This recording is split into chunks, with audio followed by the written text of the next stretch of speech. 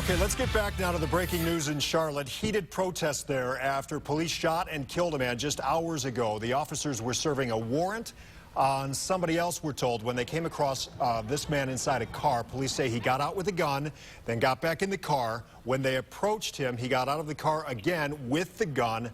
The police opened fire. The man's daughter says he was not armed and was shot after he was hit with a taser.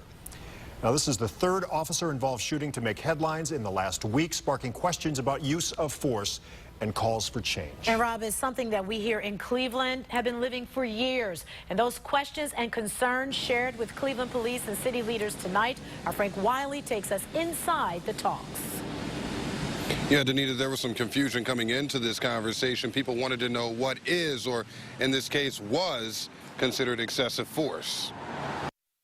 The backdrop for this conversation stretches coast to coast. Make their job easier or harder. But tonight, concerns as diverse as this crowd sits in this room. Police and the people, trust and service, protection and compassion.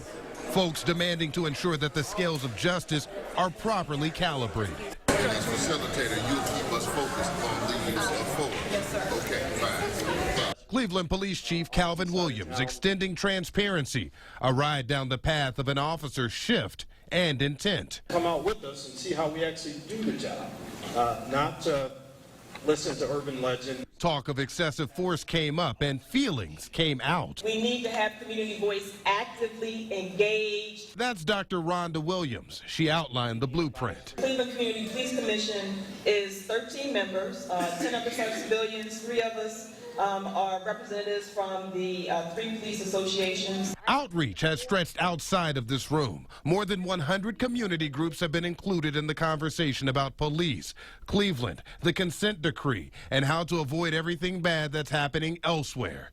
The point, it could happen anywhere. The hope that it won't happen here. And right now they are working on ways to report excessive force. Here goes. Not likely to cause injury, likely to cause injury, or likely to cause a hospital stay or death. For now, we are live in Cleveland. Frank Wiley, News Channel 5.